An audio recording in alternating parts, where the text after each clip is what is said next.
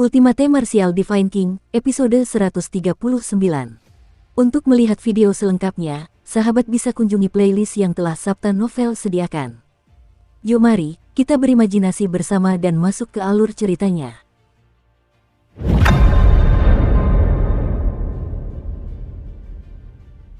Setelah Mu Feng dan Yeyu, Long Qingyang dari rumah bela diri gajah raksasa, Lei Zhen dari suku kota lonceng suci, dan beberapa orang lainnya secara bertahap terbangun dari keadaan persepsi mereka. Proyeksi lonceng emas yang tampak seperti benda asli melayang di udara. Mereka tampak lebih mempesona di bawah cahaya suci lonceng roh ilusi di puncak menara utama.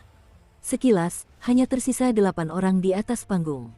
Mereka adalah Luo Mengxiang dari Imperial Martial, Wei Qingfan dan Ye Yao dari Imperial Wind, Shen Yunxi dari Spirit Rhino, Long Xuanxuang dari Haoyue, Bai Yuyue dan Chu Hen dari Heavenly Star, dan Lei Li dari Saint Bell City.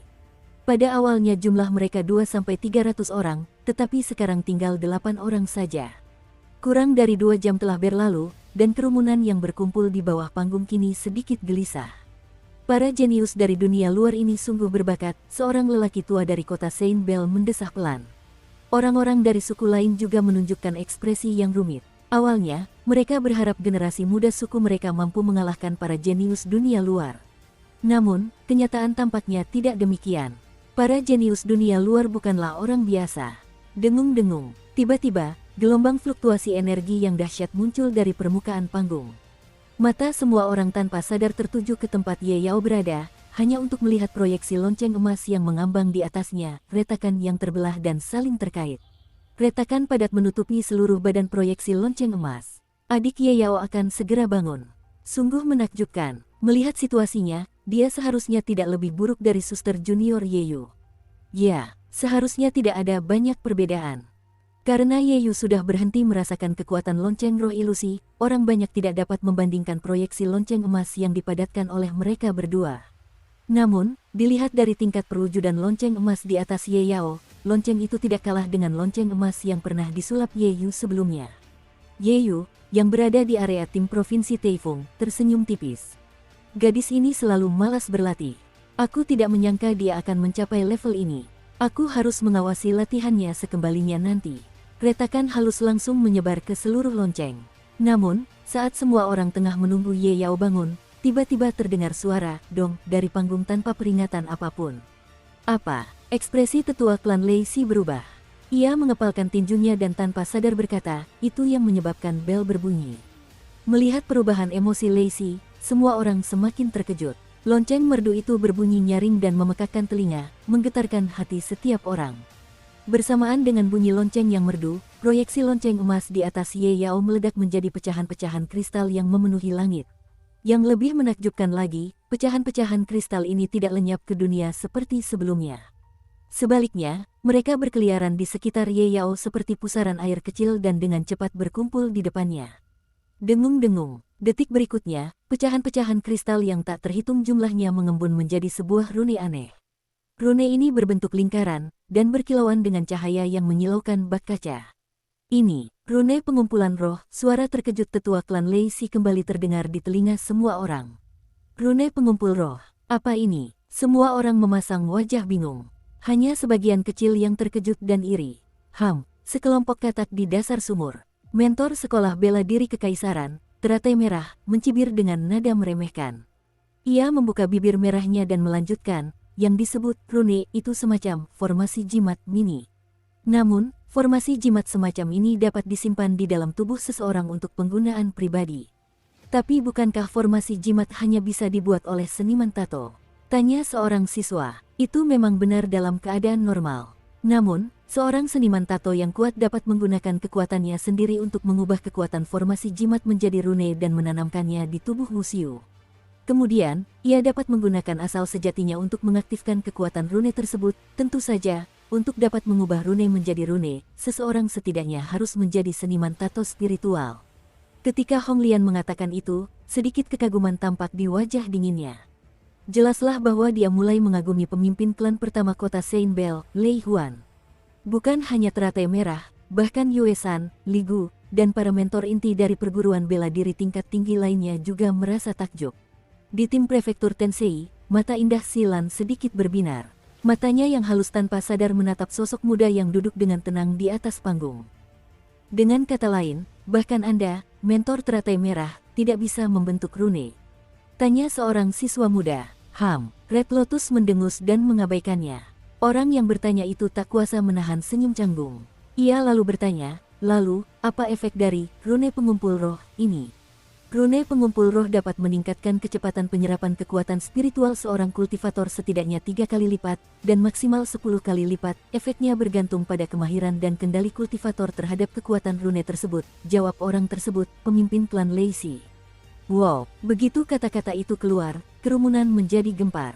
Paling banyak 10 kali. Sial, bukankah ini berarti kecepatan kultivasi junior Sister Ye Yao hanya bisa 10 kali lebih cepat dari biasanya? Setidaknya 3 kali lebih cepat. Astaga, ini terlalu menakutkan. Pemimpin klan Lacey, tidak bisakah kau berbagi hal baik seperti itu dengan kami? Melihat kerumunan yang menangisi orang tua mereka, Lacey menggelengkan kepala dan berkata tanpa daya, sudah kubilang sebelumnya. Kekuatan yang bisa kalian dapatkan dari lonceng roh ilusi bergantung pada kemampuan kalian sendiri. Belum lagi kamu, bahkan generasi muda klan kita hanya bisa mendapatkannya dengan persepsi mereka sendiri.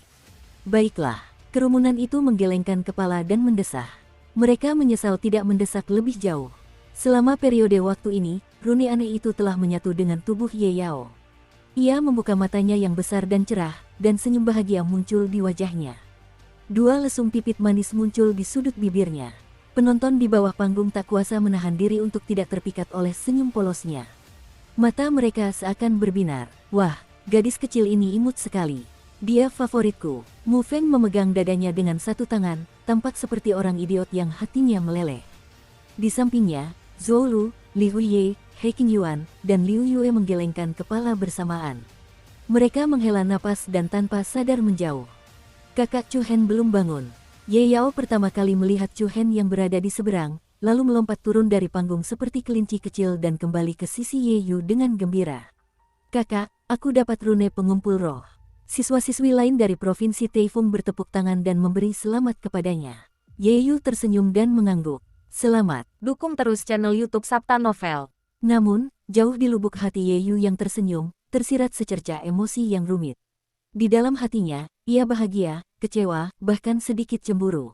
Adik perempuan yang telah menemaninya sejak kecil ini mengandalkannya dalam segala hal. Ia tak menyangka suatu hari nanti, adiknya akan lebih hebat darinya dalam hal tertentu. Perubahan mendadak dalam keadaan pikirannya ini membuat Ye Yu merasa rumit. Ye Yao tidak terlalu peduli. Dia polos dan hanya bisa berharap adiknya akan bahagia untuknya. Ia bertepuk tangan dan menatap Chu Hen yang berada di atas panggung dengan mata besar dan berbinar. Ia berkata dalam hati, Kakak Chu Hen, kau pasti bisa. Kau pasti lebih hebat dariku. Dang dang dang. Tepat ketika semua orang merasa cemas dengan hasil Ye Yao, serangkaian 3 dering bel yang memekakkan telinga bergema di atas panggung. Dampak gelombang suara yang tak terlihat membuat gendang telinga semua orang berdengung samar. Dalam sekejap, mata semua orang langsung beralih dari Ye Yao ke panggung.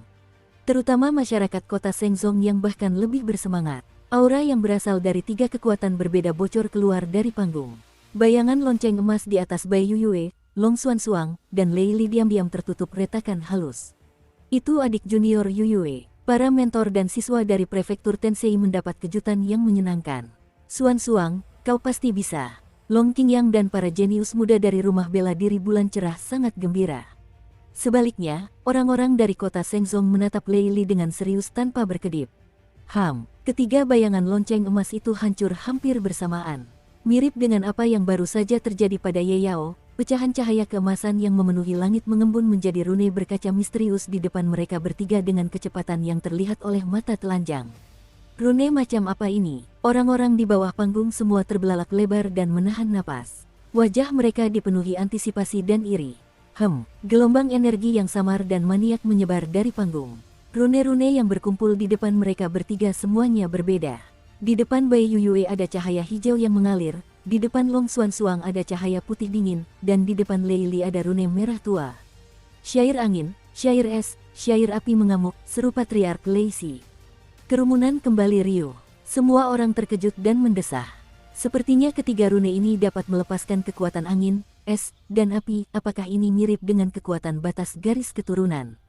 Jika memang begitu, menurutku rune pengumpulan roh milik suster muda Ye Yao lebih praktis. Aku tahu kau bodoh. Kekuatan garis keturunan tetaplah kekuatan garis keturunan, dan kekuatan rune tetaplah kekuatan rune. Keduanya tidak bisa dibandingkan pada level yang sama. Kekuatan garis keturunan membutuhkan waktu lama untuk berkembang, tetapi kekuatan rune berbeda. Kekuatan rune dapat melepaskan kekuatan destruktif selama diaktifkan sepenuhnya.